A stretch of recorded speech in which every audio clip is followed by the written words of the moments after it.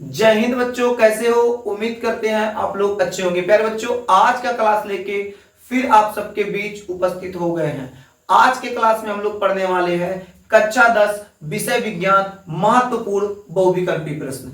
आज का जो हमारा बहुविकल्पी प्रश्न का सीरीज है, श्रृंखला है, आज के श्रृंखला में जो हमारा अध्याय है उस अध्याय का नाम है नियंत्रण एवं समन्वय। यानी नियंत्रण एवं समन्वय से संबंधित जितने बहुविकल्पी प्रश्न होने वाले हैं उन सभी महत्वपूर्ण बहुविकल्पी प्रश्न का अध्ययन इस क्लास में हम लोग करेंगे। इससे पहले आप लोग का 4 क्लास और लग चुका है। अगर आप लोग वो चारों क्लास नहीं देखे हो तो उस 4 क्लास को जाके देख के आइए, फिर आपको ये वाला क्लास बेहतर तरीके से समझ में आएगा। चलिए बिना समय गंवाए क्या करते हैं, आज का क्लास स्टार्ट कर देते हैं। सबसे पहले हम स्क्रीन चालू कर दे ताकि आप लोगों को अच्छी तरीके से दिखाई दे। आपका स्क्रीन स्टार्ट हो गया, ठीक है। चलिए, क्वेश्चन नंबर आपका 84 है। मस्तिष्क का मुख्य सोचने वाला भाग कहलाता है। मस्तिष्क का मुख्य सोचने वाला भाग कहलाता है। आपका पहला ऑप्शन है प्रमस्तिष्क, बी वाला ऑप्शन है अनुमस्तिष्क, सी वाला आपका है मेडुला ऑब्लंगेटा, डी वाला आपका है पोन्स। तो कह रहा मस्तिष्क का मुख्य सोचने वाला अंग, मस्तिष्क का बाबू मुख्य सोचने वाला अंग जो होता है वो होता है प्रमस्तिष्क। तो आपका ऑप्शन नंबर ए सही है। कौन सा सही है वाला? Option number A. इसको हम सही कर देते हैं पहले थोड़ा सा। ऑप्शन नंबर ए सही है। क्वेश्चन नंबर 85 पे आते देखा लिखा गया इसमें, मानव मस्तिष्क में कितनी कपाल तंत्रिकाएं होती हैं?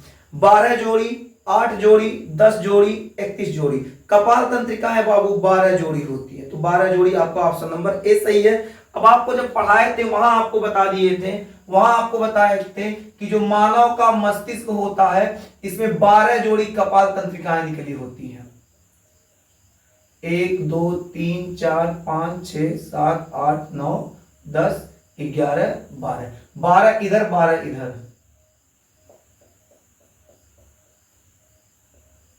और यहां से आपका जो स्पाइनल कॉर्ड होता है, रीढ़ की हड्डी होती है, जिसके अंदर क्या होता है, रीढ़ की हड्डी के अंदर स्पाइनल कॉर्ड आपका एक नस होता है जो पड़ा रहता है। इसमें क्या होता है 31 जोड़ी होती है। कितना जोड़ी? 31 जोड़ी। ऐसे आपका 31 जोड़ी इधर होता है, 31 ग्रंथि इधर होता है और बाकी 31 इधर होता है, ठीक है। तो कितना जोड़ी रहता है बालक? 31 जोड़ी। तो ऊपर का जो ए होता है इसको हम लोग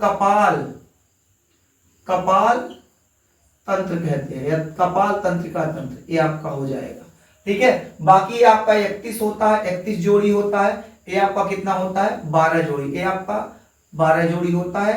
ये आपका 31 जोड़ी जो होता है वो स्पाइनल होता है, ठीक है ना।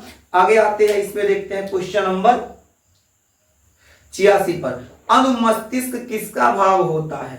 अनुमस्तिष्क किसका भाग होता है? ऑप्शन नंबर ए है अग्र मस्तिष्क, ऑप्शन नंबर बी है पश्चिम मस्तिष्क, ऑप्शन नंबर सी है मध्य मस्तिष्क, ऑप्शन नंबर डी है रीढ़ रज्जु। तो यहां आपका ऑप्शन सही हो जाएगा बी वाला पश्चिम मस्तिष्क, ठीक है। इसको इरेज करके सही कर दो पहले।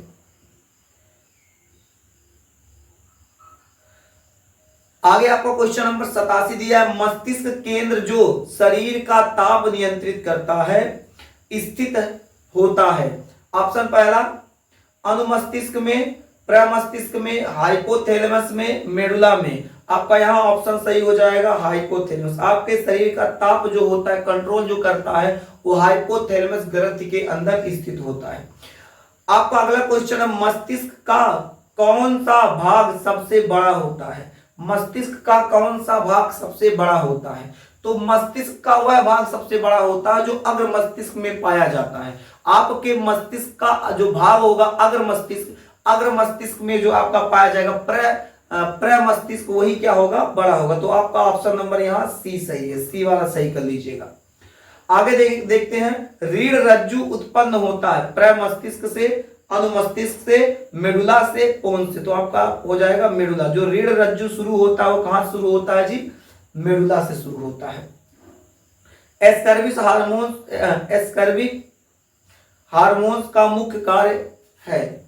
यहां दिया कोशिकाओं की लंबाई बढ़ाता है, कोशिका विभाजन में वृद्धि रोकता है, तनों तथा जड़ों की वृद्धि प्रेरित करता है। देखिए आपका ये जो हार्मोन्स होता है, पादप हार्मोन्स होता है, इसका काम होता है पादप की वृद्धि को रोकना, पादप की वृद्धि को रोकना। यहाँ ऑप्शन आपका कौन सा सही है? ये आपका ऑप्शन सी सही है, वृद्धि रोकता है। ठीक है, आपका कौन सा सही है? ऑप्शन सी सही है, वृद्धि को रोकता है। इसको आप लोग ऑप्शन सी सही कर लो वाला। आगे आगे देखते हैं यहाँ। उसके बाद यहाँ क्वेश्चन नंबर 91 है, निम्नलिखित में से कौन सा एक पादप हार्मोन्स है? कह रहा है प्रश्न, निम्नलिखित में से कौन सा एक पादप हार्मोन्स है? आगे दिया है आपका, ऑप्शन देख लेते हैं। ऑप्शन दिया आपका थायरोक्सिन, जिबरेलिन, एस्ट्रोजन, इंसुलिन। बालक जब आपको पादप हार्मोन्स पढ़ा रहे थे, वहां आपको पढ़ाए थे ऑक्सिन, जिबरेलिन, ठीक है, साइटोकाइनिन, ये सब क्या होते हैं? ये सब पादप हार्मोन्स होते हैं। तो कह रहा है यहाँ पर एक पादप हार्मोन है, जिब्रेलिन आ गया ऑप्शन नंबर बी में, तो जिब्रेलिन सही है।